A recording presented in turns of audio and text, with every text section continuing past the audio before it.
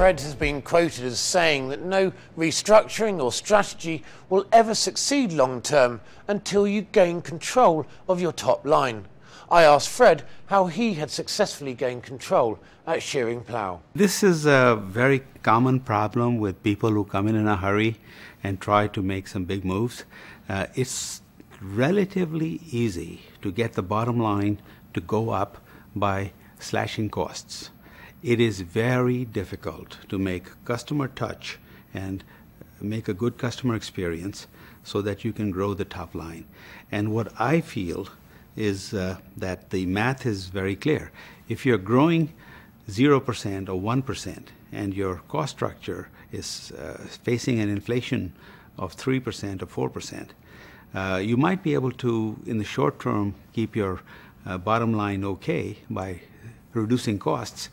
But long term, you have to beat inflation when it comes to the top line growth if you're going to make the business prosper.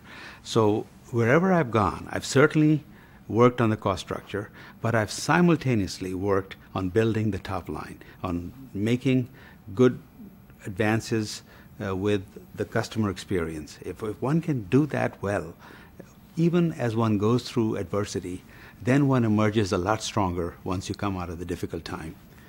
As the organisation gets larger, there is a tendency for the institution to dampen the inspiration. As the chief executive, how do you go about preventing that from happening? This is always a challenge with the bigger companies. Many companies are rising stars for a long time, and ultimately they start to run into difficulties. So managing bigness is really a challenge, and I think it almost takes a reinvention cycle inside a company every 5 or 6 years to make it happen. Otherwise, companies drift towards complacency and sometimes even to arrogance, just because they've been so successful in the past.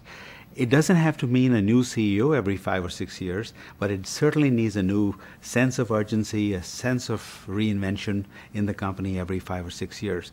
The other way to deal with the bigness is to create a sense of a small company in a big company. In other words, empower people in smaller groups to innovate, to drive the business forward, while still taking advantage of the financial strength and the infrastructure of a larger company.